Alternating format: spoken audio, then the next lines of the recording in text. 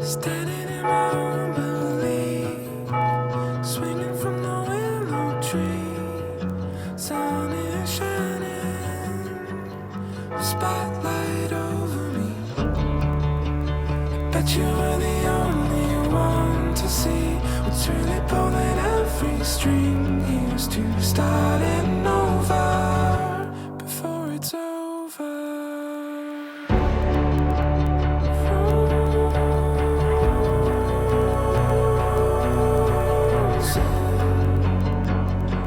Truth comes back when we want it, back where we want it, back where we want it, back if we want it.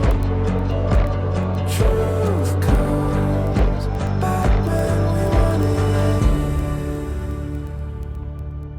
Hitonatrehan'Andriamanitra sy ny fiangonana, izao Blum Yves Patrick, dia manaiky anao razafitra be Andrea Soalam, Blum Yves hovado.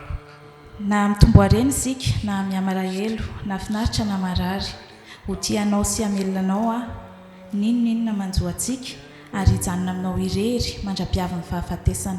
Ny herin'Andriamanitra no iankinako ahatanterahako izany. Amen. Omeko anao ty peratry ty, ho fahatsiarovana sy ho famantarana fitiavako anao sy ny fanekena masina nataoko.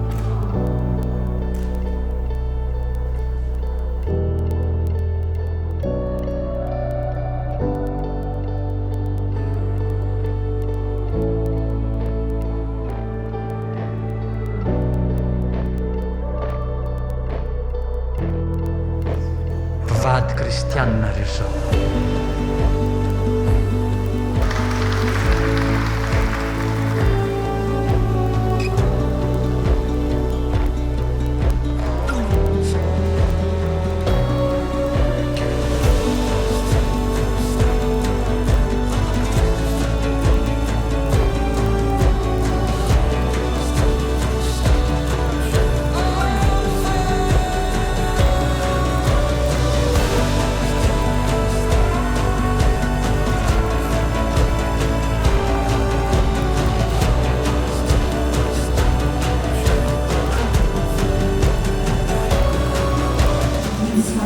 Rehetra ny fianarana